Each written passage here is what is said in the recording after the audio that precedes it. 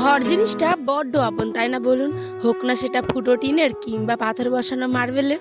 যাই হোক, আমাদের মেয়েদের কাছে যেই ঘর হোক না কেন, সেটা সব থেকে আমাদের জীবনের প্রিয় একটি জায়গা, তাই না বলুন?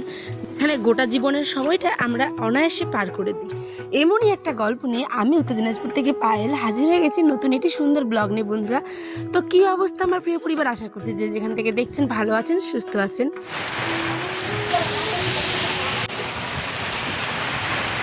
চলুন চলুন তাহলে দেরি না করে আজকে সুন্দর একটি ব্লগ শুরু করি। আর হ্যাঁ, বরমশা আজকে বানিয়েছে জম্পেস ডিনার, সঙ্গে আমিও ছিলাম। চলুন পুরোটা নিয়ে আপনাদের সাথে গল্পটুকু সেরে নিই। এইমাত্রই হাতের কাজটুকু সামলে আয়ানকে ঘুম পাড়িয়ে খাইয়ে দাইয়ে আমিও খাওয়া দাওয়া করে চলে আসলাম হচ্ছে গিয়ে একেবারে কলতলা, মানে আমাদের লেবু গাছ যেখানে থাকে বাড়ির পিছন দিকটা, সেইখানটায় ভয়েস দিতে। যেহেতু আমি ঘরে ভয়েস দিতে পারি না, আমার সোনা আব্বাটা ঘুমোচ্ছে, তাই ভাবলাম চলুন আমি আমার গল্প না করলে তো আমার ভালোই লাগে না আমার পরিবারের সাথে, তাই না? সকালবেলা উঠেই সংসারের হাজারটা কাজ নিয়ে লেগে পড়েছি। দেখুন, এখন অনেকে হয়তো বলবেন কেন ওড়না নেয়নি, এটা সেটা। আমি গামছা নিয়ে কাজ করতে কমফোর্টেবল, তাই আমি গামছা নিয়ে কাজ করি। হ্যাঁ, কিন্তু যখন যেখানে ঠিক তখন যেখানে মানিয়ে নিই আমি। কারণ আমি ভয়েস দিচ্ছি আর পিছনে একটা ছাগল অনায়াসে ডাকছে। আশা করছি আপনারা ব্যাকগ্রাউন্ডে শুনতে পাচ্ছেন। কি করা যায় বলুন তো? আমি কোথায় গিয়ে ভয়েস দেবো? যা একটু অ্যাডজাস্ট করে নেবেন প্লিজ। আর হ্যাঁ, যেটা বলছিলাম, আমরা গ্রামের লোক তো, তাই আমরা মানে গামছা নিয়ে কাজ করলেও আমাদের কোনো অসুবিধা হয় না, সত্যি কথা বলতে। আজকে দুপুরে রান্নাবান্না তেমন দেখাতে পারিনি, যেহেতু কচুর ছানা করেছি আর ছিল সয়াবিন আলুর তরকারি, আলু সেদ্ধ আর ডাল। তো এই যে একটু জাস্ট আপনাদের ক্লিপস দেখিয়ে দিলাম।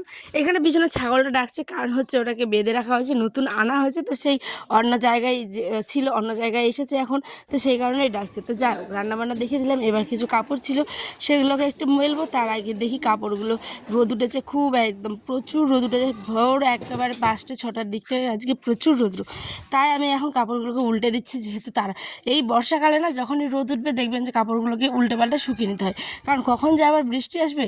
তো এই যে আমি আবার ভাঙা বেড়া যেটা আছে আর কি, সেটা দিয়ে বর্মার সাথে একটা কথা বলছিলাম। কী যে বলছিলাম এখন মনে নেই, তো যা কিছু একটা বলছিলাম তাই আর কি। এখন তো মনে নেই, নইলে শেয়ার করতাম। যাই হোক, চলুন কাপড়গুলোকে উল্টে পাল্টে দিই। আজকে একদম ভালো লাগছিল না, এত পরিমাণে ঘুম পেয়েছিল, আমি কি বলবো। তারপরেও সমস্ত কাজগুলো আজকেরই, কিন্তু হ্যাঁ, আজকে ভিডিওটা আপনারা আজকেই দেখতে পাবেন। তাই তো এডিট করেই চলে আসলাম হচ্ছে গিয়ে এখন বাইরের দিকে। এরপরে দেখুন ঘর বারান্দার সমস্ত কিছু ঝাড় দিয়ে নিচ্ছি, আর এই যে ডাইনিং টেবিলটাকেও পরিষ্কার করে নিলাম। আজকে বললাম যে টাইটেলে তো আপনারা দেখে বুঝতেই পেরেছেন, টাইটেল থাম্বনেল, যে ভাঙা হোক কিংবা ফুটোর ঘর, টিনের ঘর, তাই না, ওটাকে ভালো করা যে দেখুন ঝেড়ে টেরে একদম পরিষ্কার করব। কারণ কি বলুন তো, এত সমস্যা লেগে থাকে এই টিনের ঘরগুলোতে।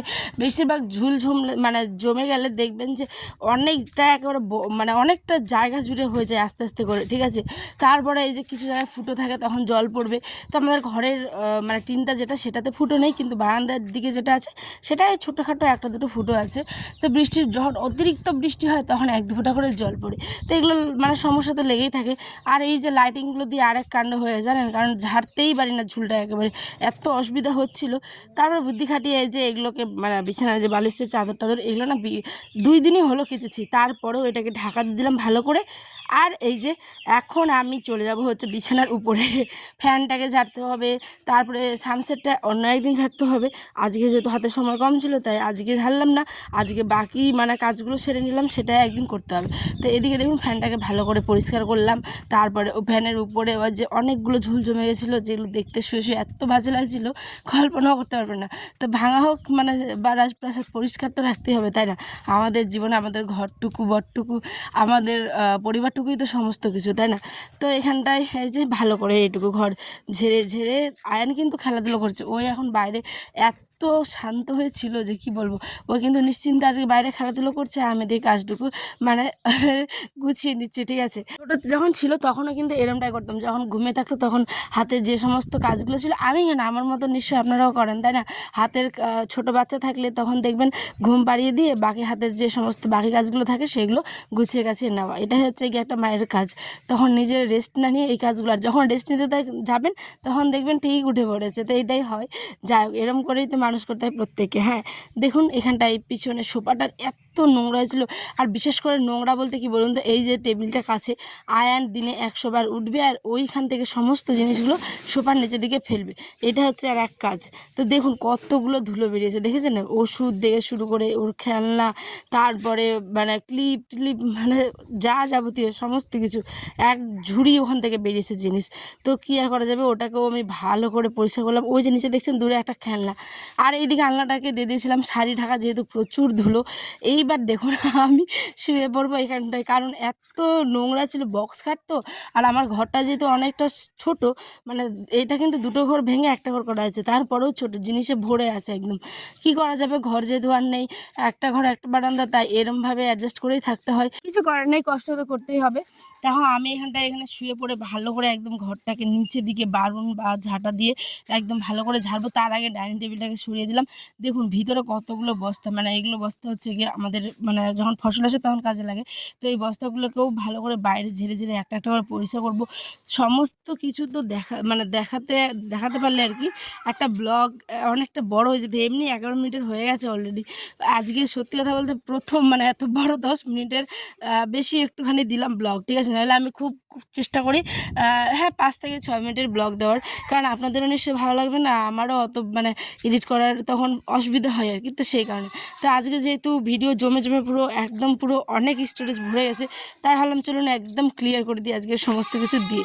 তো দেখুন এই যে শুয়ে পড়েছি, পুরো একটা বড় ঝাঁটা নিয়ে নিয়েছি। ঝাঁটাটা দিয়ে দেখুন কত ক্যারি ব্যাগ বেরোচ্ছে, মানে ক্যারি ব্যাগগুলো আর কি। তারপরে আয়নের খেলনা, কত কিছু ঢুকেছিল ভাবুন। চকলেটের খোসা, তারপরে চিরুনি, বাটি, ক্লিপ, এই সমস্ত কিছু কখন যে পড়ে যায় আর কখন যে মানে মানে তোলার আর সময় থাকে না, বা অন্য কিছু কাজে লেগে পড়ি, তাই ওটা ভুলেই যায়।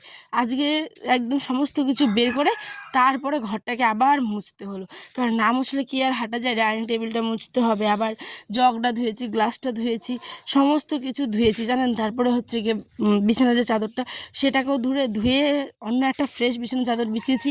তো কেমন হয়েছে পুরোটা ওইটা আগামী দিনের ব্লগে শেয়ার করবো, যে গুছানোটা কেমন হয়েছে। যেহেতু আজ 5টার সময় ব্লগটা আপনারা পেয়ে যাবেন। তো এখন যেহেতু কেচে দিয়েছি, ওগুলো এখনও শুকায়নি, তাই ওটা ক্লিপস বিকেলে নিব। এখানটায় টেবিলটাকেও পরিষ্কার করছি। এই যে ইনভার্টারের ব্যাটারি সমস্ত কিছু ধুলো ভর্তি হয়ে গেছিলো একদম। তো চলুন, অনেক বকবক করছি, হয়তো আপনাদের শুনতেও ভালো লাগে না, কিন্তু প্লিজ প্লিজ প্লিজ স্কিপ না করে ভিডিওটা দেখবেন। দেখুন এক গাদা নোংরা বেরিয়েছে বন্ধুরা, কি বলবো, এরম ঘর কারো যাতে না হয়। আমার যে পরিমাণে নোংরা, বেশিরভাগই শুধু ক্যারি ব্যাগ। দেখুন চারিদিকে, মানে আমি জানি না কোত্থেকে উড়ে গিয়ে ঢুকে যায়, আমিও জানি না সত্যি কথা বলতে। এখন দেখছি যে 2 বালতির মতো বেরিয়েছে ক্যারি ব্যাগ। এগুলোকে এখন মানে একটা নর্দমার জায়গা আছে, সেখানটায় ফেলে দেবো আমাদের বাড়ির সামনের দিকেই। তারপরে মানে সমস্ত ঝুড়ি, তারপরে জুতো, যেগুলো ওষুধপত্র, সমস্ত কিছু ধুয়ে তারপরে আবার মানে কী বলবো, শুকোতে দিব। এই যে আয়নার জুতোগুলো ধুয়ে দিয়েছি, বুট টুট, এখানে একটা ছোট্ট কিউট কাঠবিড়ালি টাইপের ছিল, তো সেটাকেও ধুয়ে দিয়েছি। আর এই যে দেখুন এক গাদা মানে 2 ঝুড়ি জিনিস, আয়না, তারপরে গার্ডার, এই সমস্ত কিছু নাড়ানাড়ি মিলে সেম টুপি নিয়েছিল, তো সেটাকেও ধুয়ে দিয়েছি পরিষ্কার করে।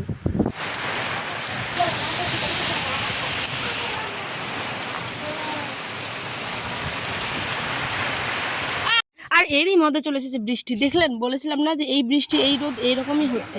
তো কয়েকদিন ধরে কাপড়গুলো দৌড়ে উঠে নিয়ে আসলাম, সমস্ত ঘর দর তো পরিষ্কার করে দিয়েছি, সেটা আগামী দিনের ব্লগে দেখতে পাবেন। আর এই যে দেখুন এখন বানাতে যাব হচ্ছে রাত্রের ডিনার, জম্পেস ডিনার বানাবে আজকে আয়নের আব্বা। ওই বেশিরভাগ আমি ওকে জাস্ট হাতে হাতে সাহায্য করে দিয়েছি। এখানে মাখবো হচ্ছে গিয়ে ময়দা, তো পরিমাণ মতো নিয়ে নিচ্ছি জল, তারপরে লবণ, চিনি, তারপরে তেল, আর হচ্ছে গিয়ে ময়দা, আর 1 মুঠ শুধু দিব হচ্ছে গিয়ে গমের আটা। তাহলে পরোটাটা খেতে খুব ভালো লাগবে। পরোটা আর আলু সয়াবিনের তরকারি করেছিলাম হচ্ছে গিয়ে রাত্রে।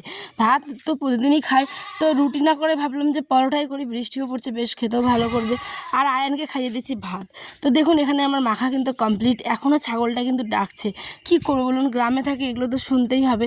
যাই হোক, কি আর বলা যাবে। এখানটায় ভালো করে আটাটাকে মেখে নিলাম। এই যে টেন আমার কিন্তু এখানে পুরো কমপ্লিট। এইবার আলুগুলোকে খোসা সহ কিন্তু বসে দেবো ভাজার জন্য, কারণ আলুর দমে আর কি খোসা দিলে খুব ভালো লাগে।